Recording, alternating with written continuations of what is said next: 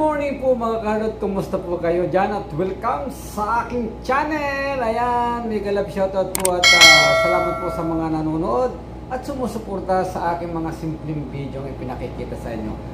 Hanatin ang aking video sa umagang ito. Tara!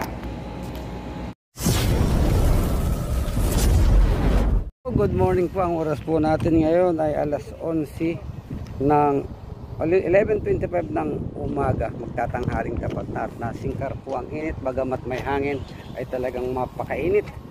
At guys, takloban natin ang ating ang video ito ay tungkol sa ating repairs. Kung makikita ninyo, na-repair na ang ating mga puting. Ayan. Ayan guys, kung makita nyo medyo makinis na. Ayan, hanggang doon, malinis na.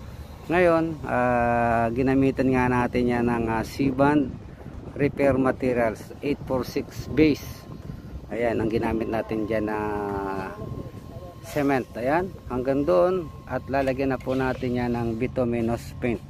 Ang bituminous base nyan, wala lang dito sa side, top ng blinding. Ayan, top ng blinding na yan. Tapos sa side, yung ibabaw ay wala. Yan po ang ating applyan. At guys, panoorin nyo at uumpisahan na ng ating mga painter ang paglalagay. Ayan guys, ito ang ating mga super painter at maglalagay na sila ng bituminous paint. Ayan guys, ganun lang pag-apply nyan. Gumamit ng malaking roller. Ayan, yung malaking roller para isang lahid. That is 2 coat. Ayan guys, bagamat may kano mapi mapi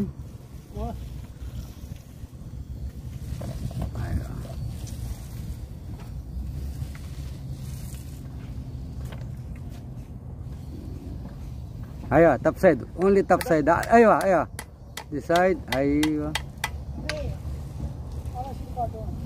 silo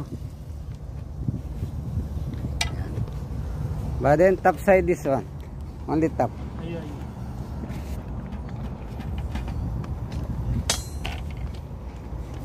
Hala, hina ro. Yogo hinatani side mare.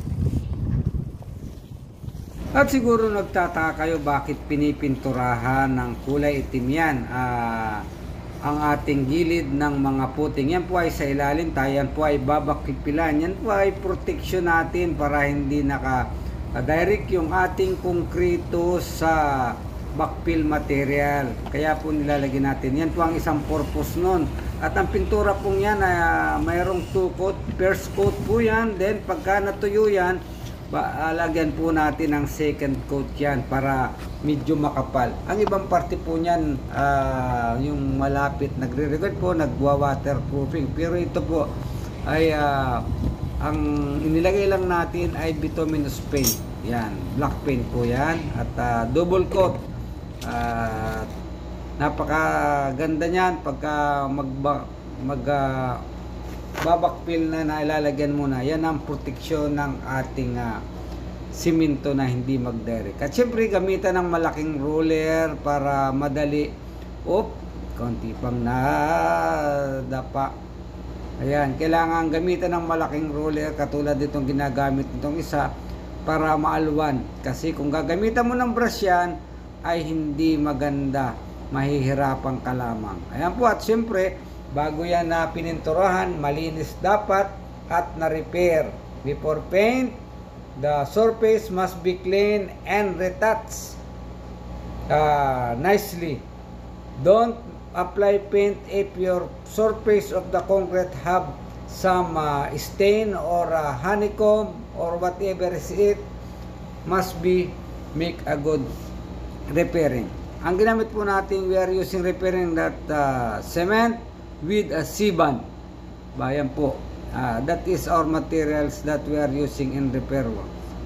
So, ayan, tuloy po tayo sa pagpipintura ng ating puting foundation. At pagkatapos nyo yan, siyempre ay inspection. At pag na-inspection at na-okay na, pwede na po tayong mag-backfill. Yan po ang sequence ng trabaho niya. At po mga kahardot, at tuloy po tayo sa ating panunood.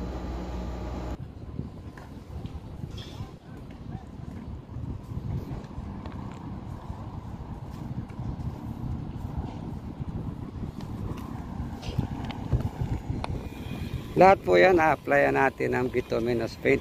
At siyempre, pagkatapos ng bituminous paint na yan, after 2 days o 1 day,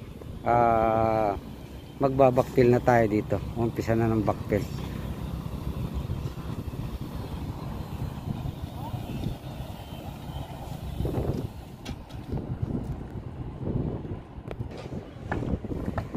At yun guys, at talagang mainit, buti mahangin ang konti ngayon. Magandang panahon na ngayon, may hangin, kaya yung ating mga tao medyo masisigla ang ating mga tao, mga kahardot. Ayan, oh.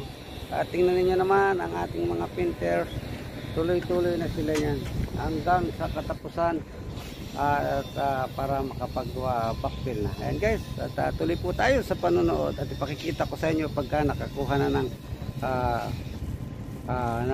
nakatapos na doon. Makikita nyo ang style yan guys. Ayan guys. At itong mga puting foundation nga po natin dito ay iba't ibang sukat. Itong maliliit na ito ay sa utility building. At kung mapapansin nyo ito, malalaki na yan. Yan po ang pundasyon ng ating structural building. Ayan, malalaki na yan gawin na yan dito. Ayan. More moments later. Good morning guys. Now here the second days of applying bituminous paint. You see?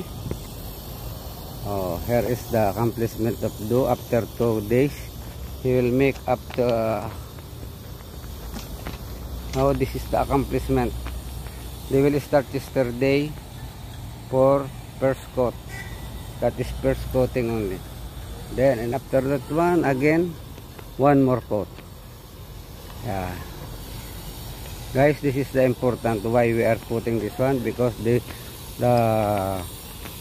soil not be touched on the concrete. That is the protection for our concrete.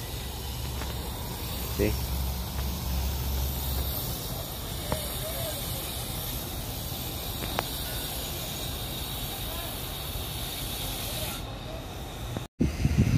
At yan nga guys, ang mga napinturahan na, ayan, kung makikita nyo, nakumpleto na itong linya na ito. At yung malalaking ating puting ay nagumpis na rin silang magpintura doon. At siyempre pag natapos itong 4 na linya na ito ay ipachichik natin yan para tayo ay makapag-umpisa na ng magandang backfilling. Yan po ang ating habol na sa ating schedule dyan para maalwan ang kilos ng ating mga equipment o magtatrabaho pagdating ng pedestal. Ayan. At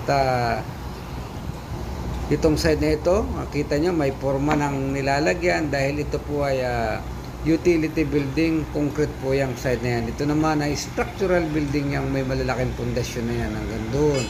At makikita nyo later sa aking video ito ang mangyayari sa mga susunod na panahon dito sa aming ginagawang building na ito. Ayan. O, di ba? Ay, kita nyo, palibasa malaki ang roller. Madaling matatapos ang pinipinturahan nilang mga pundasyon na yan. Kaya naman itong ating mga painter ay ganado ngayon, medyo maganda at makulimlim ang ating panahon. Yan guys, kung makita nyo, makulimlim ang panahon ngayon, hindi nakasinag ang araw. Ayan.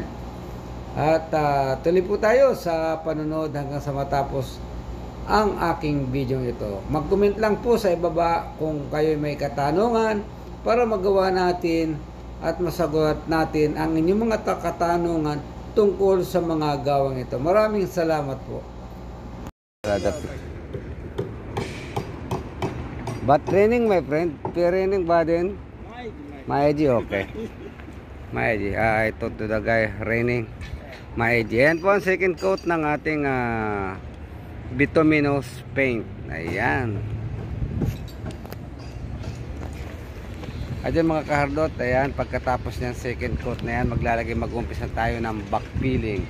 At yun nga, napakahalaga ng pintura na yan dahil wala naman tayong waterproofing. Kaya yan ang protection. Yun po, at maraming salamat sa inyong panonood sa aking video. Hanggang dito na lamang at mabuhay tayong lahat. Ito si Kahardot nagsasabing ang isang salitang galing sa bibig mula sa puso para sa iyo. para sa kapwa. Yo, what's up po at hanggang dito na lang. Bye bye.